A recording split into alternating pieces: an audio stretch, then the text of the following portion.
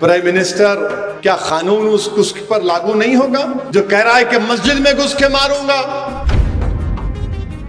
मुसलमानों के खिलाफ जो नफरत के मजाहरे किए जा रहे हैं, मैं बार बार कह रहा हूं, ये वही तारीख को दोहराई जा रही है जो हिटलर के जमाने में होती थी। ये नफरत जो मुसलमानों के खिलाफ पैदा कर दी गई है, अब कोई बोलने के लिए तैयार नहीं है।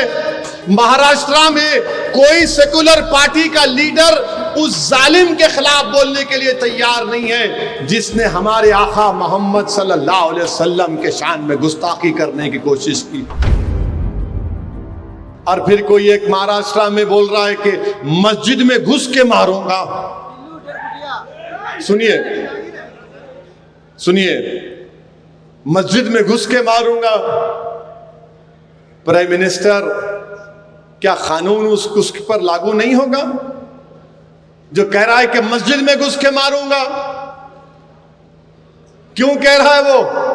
क्योंकि जानता है कि मोदी इख्तिदार पर है, इसीलिए मस्जिद में घुस के मारूंगा।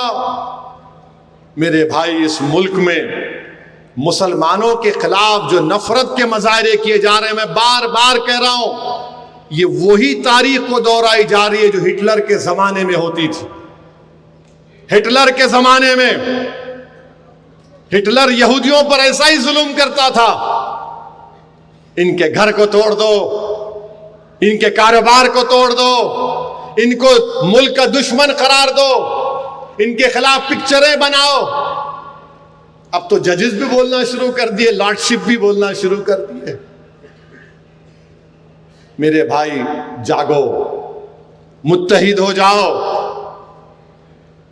ये नफरत जो मुसलमानों के खिलाफ पैदा कर दी गई है, अब कोई बोलने के लिए तैयार नहीं है।